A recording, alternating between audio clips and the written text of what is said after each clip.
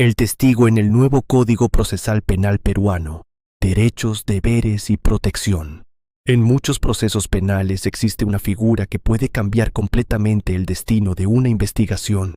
Una persona que vio algo, escuchó algo, presenció un hecho o conoce información clave sobre un delito. Esa persona es el testigo. Y aunque muchas veces pasa desapercibido, el testigo puede convertirse en una de las piezas más importantes dentro del sistema de justicia, porque en numerosos casos no existen cámaras, no existen grabaciones, no existen documentos, pero sí existe alguien que estuvo allí, alguien que escuchó, alguien que vio, alguien que sabe lo ocurrido. Y precisamente por eso el testimonio puede ser determinante para descubrir la verdad.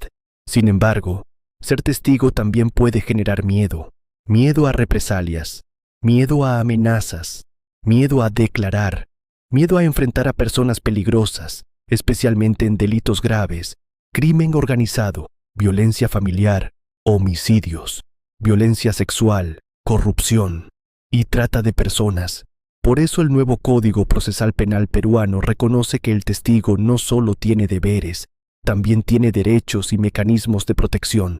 Pero, ¿qué es jurídicamente un testigo? ¿Quién puede declarar como testigo? ¿Qué obligaciones tiene? ¿Qué ocurre si miente? ¿Puede negarse a declarar? ¿Qué protección brinda el Estado?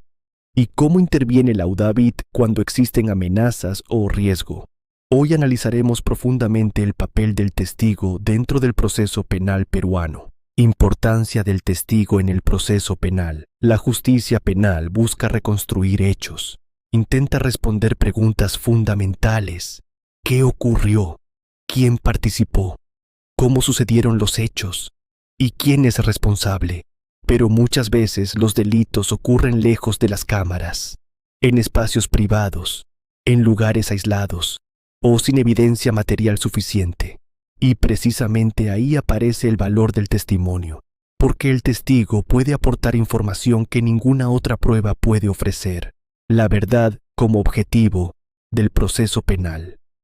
El proceso penal no busca únicamente castigar, también busca descubrir la verdad de los hechos, y para lograrlo necesita pruebas, entre ellas, documentos, pericias, objetos, registros audiovisuales y declaraciones testimoniales. El testigo forma parte esencial de ese sistema probatorio, base legal en el nuevo Código Procesal Penal. El tratamiento jurídico del testigo se encuentra regulado principalmente en los artículos 162 al 171 del nuevo Código Procesal Penal peruano. Estas normas establecen quién puede ser testigo, qué obligaciones tiene, qué derechos posee y cuáles son las reglas para su declaración. Concepto jurídico de testigo. Jurídicamente, el testigo es una persona que posee conocimiento relevante sobre hechos investigados dentro de un proceso penal. Ese conocimiento puede provenir de lo que vio, lo que escuchó o lo que percibió directamente. El testigo no declara opiniones personales, declara hechos. ¿Quién puede ser testigo? En principio, cualquier persona que tenga conocimiento útil sobre un hecho investigado puede ser llamada como testigo, no importa edad, profesión, nivel económico o condición social. Lo importante es que posea información relevante para la investigación. Testigo presencial. Uno de los tipos más importantes es quien observó directamente los hechos. Por ejemplo, una persona que vio una agresión o alguien que estuvo presente durante un delito. Su testimonio suele tener enorme relevancia porque proviene de percepción directa. Testigo indirecto, también llamado testigo de oídas. No observó directamente el hecho, pero recibió información de otra persona. Por ejemplo, escuché a la víctima contar lo ocurrido.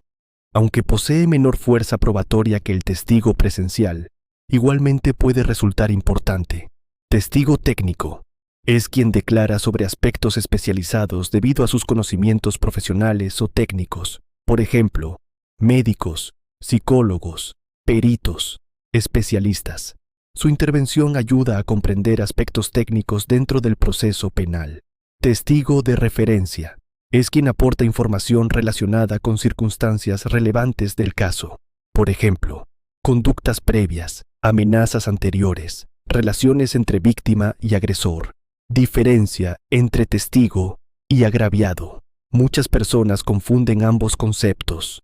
El agraviado es la víctima directa del delito, mientras que el testigo es quien aporta información sobre los hechos, aunque en algunos casos la víctima también puede declarar testimonialmente. Derechos del testigo.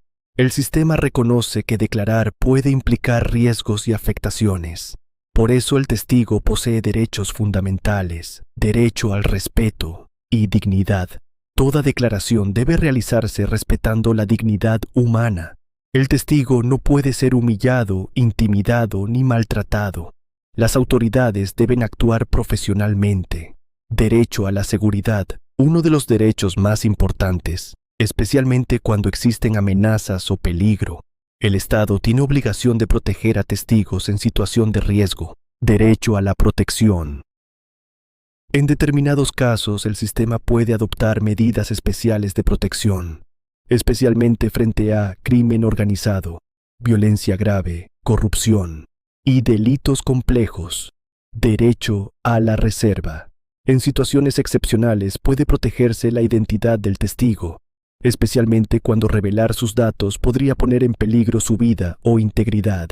Derecho a no autoincriminarse. Nadie está obligado a declarar contra sí mismo. Este principio protege derechos fundamentales dentro del proceso penal. Obligaciones del testigo. Así como tiene derechos, el testigo también posee deberes legales. Obligación de comparecer. Cuando una autoridad competente lo cita legalmente, el testigo debe acudir. El proceso penal necesita su participación para esclarecer hechos. Obligación de declarar con verdad. Uno de los deberes más importantes. El testigo debe declarar honestamente. No puede mentir deliberadamente. La verdad constituye base fundamental del sistema judicial. Obligación de colaborar con la justicia. La justicia necesita cooperación ciudadana, especialmente para combatir delitos complejos. ¿Existen personas que pueden negarse a declarar? Sí, la ley reconoce excepciones importantes. Secreto profesional. Algunos profesionales poseen deber de confidencialidad, por ejemplo, abogados, psicólogos, médicos, sacerdotes. En determinados casos no pueden revelar información obtenida profesionalmente. Familiares del imputado. La ley también protege ciertas relaciones familiares. Algunos familiares pueden abstenerse de declarar contra el investigado. Riesgo de autoincriminación. Nadie puede ser obligado a declarar si ello implica incriminarse penalmente. El falso testimonio. Uno de los temas más delicados. Mentir como testigo puede constituir delito, porque afecta gravemente la administración de justicia. Consecuencias del falso testimonio. El falso testimonio puede generar responsabilidad penal, investigación criminal y sanciones legales. La justicia depende de declaraciones veraces. El miedo como problema real. Muchos testigos sienten temor, especialmente cuando enfrentan organizaciones criminales o agresores violentos. Ese miedo puede afectar investigaciones enteras. Por eso existen mecanismos especializados de protección. Protección de testigos. El sistema peruano reconoce que algunos testigos enfrentan riesgos graves, especialmente en delitos violentos, organizados o de alta peligrosidad. Intervención de la UDAVIT. Aquí aparece un actor fundamental, la UDAVIT, la Unidad Distrital de Asistencia a Víctimas y Testigos. Su función es brindar protección, asistencia psicológica, orientación legal y acompañamiento, especialmente cuando el testigo enfrenta amenazas o vulnerabilidad. Evaluación de riesgo. No todos los testigos enfrentan el mismo nivel de peligro. Por eso las autoridades evalúan amenazas, contexto criminal, vulnerabilidad y nivel de exposición. Testigos vulnerables. Algunos testigos requieren protección especial. Por ejemplo, niños, adolescentes, víctimas traumáticas, personas con discapacidad, menores de edad. Los niños no pueden ser tratados igual que un adulto dentro del proceso penal. Por eso existen mecanismos especializados. Cámara GESEL, declaración única, protección psicológica, víctimas traumatizadas. Muchas víctimas presentan ansiedad, miedo o afectaciones emocionales graves. El sistema debe evitar revictimización. El testimonio en juicio oral. Uno de los momentos más importantes. Aquí el testigo declara públicamente ante el juez. Interrogatorio. La parte que propone al testigo realiza preguntas para obtener información relevante. Contraexamen.